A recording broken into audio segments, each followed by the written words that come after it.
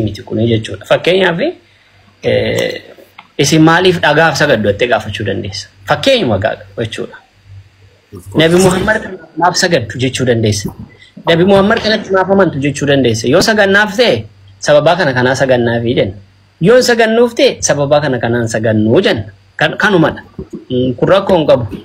Garuu ani wantoota dubbataa turte keessatti wantoota taasaa turte keessatti wantoota hedduu sirraati taa'ee dhaggeeffataan ture. Yesuus hafuura qulqulluutiinidha kan inni uumame. Ati immoo walqunnamtii saalaatiin uumamte jettee isa sana yoo naaf eeyyamta ta'e waanumatti dubbatte sanarraa gaaffiin gaafadha. Yoo ati naaf hin eeyyamtullee ta'e namoota amantaa kiristaanaa hordofaniin gaaffii kana gaafadha. Gaaffii sadii qofa gaaffiin ani kanarraa gaafachuu barbaade. Maaliif Yesuus hafuura qulqulluutiin uumame? Yes, hafuura qulqulluudha.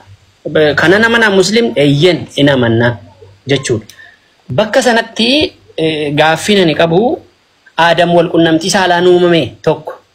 Addaam walqunnamtii saalaan uumame tokko. Lammata Hewaan walqunnamtii saalaan uumamte lama. Malika Saadiq wanti dubbadhu ko wangeela keessa jira hundisaa. Malika Saadiq walqunnamtii saalaan uumame. Inni haadhayyuu hin qabu, abbaayyuu hin qabu, hidda dhalootayyuu hin qabu, barri jireenya isaa jalqabaaf xumura hin qabu, bara baraan jiraata. Inni walqunnamtii saalaan uumame. Ilmuma namaarraa haasaa jirra. Malika Saadiq nama? Yes, nama. Addaam nama? Yes, nama. Nama akkamii? Nama Waaqayyo isa uumee deebee kaafunyaansa hafuura jireenyaa itti baafate. Hin ba'e?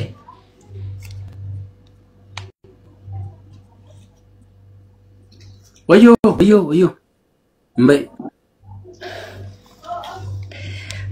Kanaaf namoonni Yesuus hafuura qulqulluutiin uumame jedha. Gaaffii kana san deebisa. Gaaffii maka sadii qofadha gaaffii nan qabu.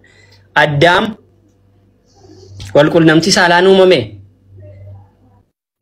Eenyudha abbaan Addaam? Haati isaa eenyudha? Hewaan walqunnamtii saalaan argamte. Eenyurraa dhashe Addaam Hewaaniin? Haati Hewaan eenyudha? Okay. Malika Saadiq haadha hin qabu, abbaa hin qabu.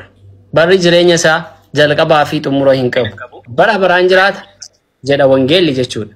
Innoo walqunnamtii saalaan uumame.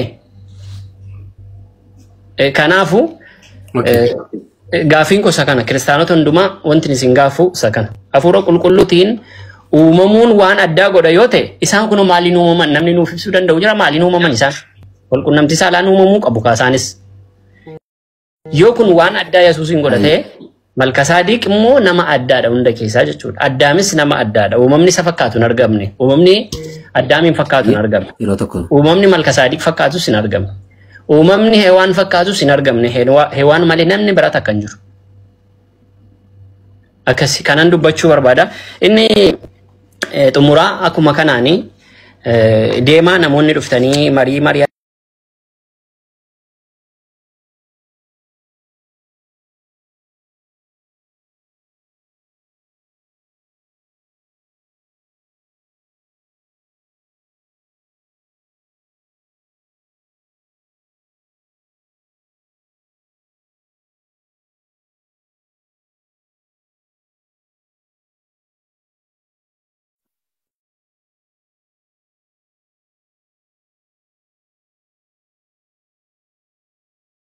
Akkam nagaa fayyaatiidha akkam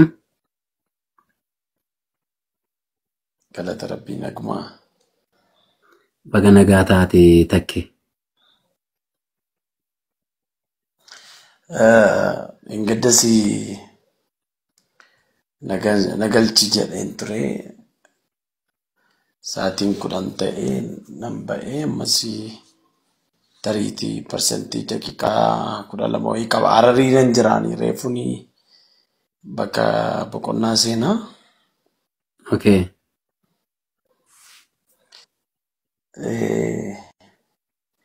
Ani waan tokkoofanii si barbaada maanyi seete.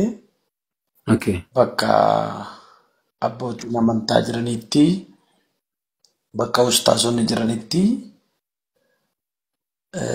akkasuma bakka jaalleewwan kee jiranitti ani waan ani gaaffii natti ta'u si gaafadhu nan qaba. Hayyee. Akka beekamu hiriyaa turreen beektaa. Akkasii.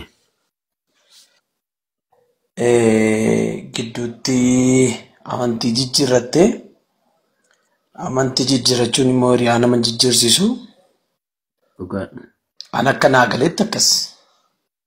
Akkuma amma ustaas dubbachaa ture namni dhagaattu sagaduu danda'a. Mukattuu sagaduu danda'a. Kun waaqa kootti dhenaa waan amanitti yoo sagade nan dinqu anaan. Kana yommuun jedhu waan si jaalladhuufan si gaafadha. Hayyee. Gaaffiidhaan tokkoffaarratti si gaafadhu dawwalee si haasofsiisuu yaaliin ture.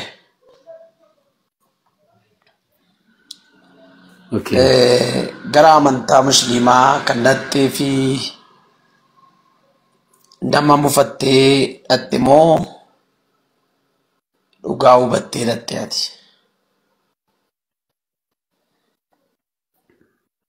Kun gaaffii koo Gaaffiin kee kanaa takkee koo. Eeyyee kana duwwaa asirraa baruun barbaada. Thank you. Thank you takkee kiyyaa. Inni lammaffaan Galatoomii gaaffii keefi. Okay. Okay. Gaaffiin koo lammaffaan amantaa quba kee tokko ol kaaftee laa ilaaha illallah Muhammad Rasuulallah jettee fudhatte kana namoonni baay'een seenanii nan goomee akkasana godhanii jechuudhaan waggaa 2-3 booda immoo duuba deebi'u.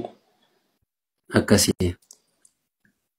Mee amantii kana haariidhaan munsiin jedhu hundi isaa gadi fageenya isaa baraa jirtamoo ati edda gaafa quba ol kaaftee musliima taateeti baay'inaan yeroon si ilaalu tiktookii marraatu intini taata dubbatta waan ta'eef hundi isaa barachaa jirtamoo ganaa barattamoo gaaffii gaafatamoo deebisuudhaaf hagam kutannoo kee beekuun barbaada. Maaliif amantaa musliimaa keessatti yoo cimtes yoo muda dhabdee keessaa baatee as deebises an kanan si barbaadu abdiin hiriyaa koodha. Sigalee kanaaf gidduu akka hin taane nama muka lama gidduu deemu mana lama gidduu deemu akka hin taane nama jabaataa harta barachaa harta qaraa harta moo akkattam isa kanan si gaafachuu barbaada. Inni sadaffaanii Yesus Kiristoos kanaan dura akkuma beekamu egaa waliin halluu dameen miira haariitiin dubbachaa ture. Yesus Kiristoos waaqa kooti jettee kanaan dura lallabaa turteetta. Amma immoo afaan kee guuttattee inni waaqa miti ergamaadha. Inni uumamaadha, inni abbaa qaba, inni waaqa qaba jettee dubbatta. So kana dubbachuudhaaf keessa kee kan guute hammas dhugaa sii galeen ammoo quraana qaraatee yookaan macaafa qulqulluu qaraatee tikekkelenyaa Yesus Kiristoos ergamaa ta'uu isaarra gaggaxatteeti moo hammas haariisi jechisiise. Isee kana sadan deebisi biraan barbaada.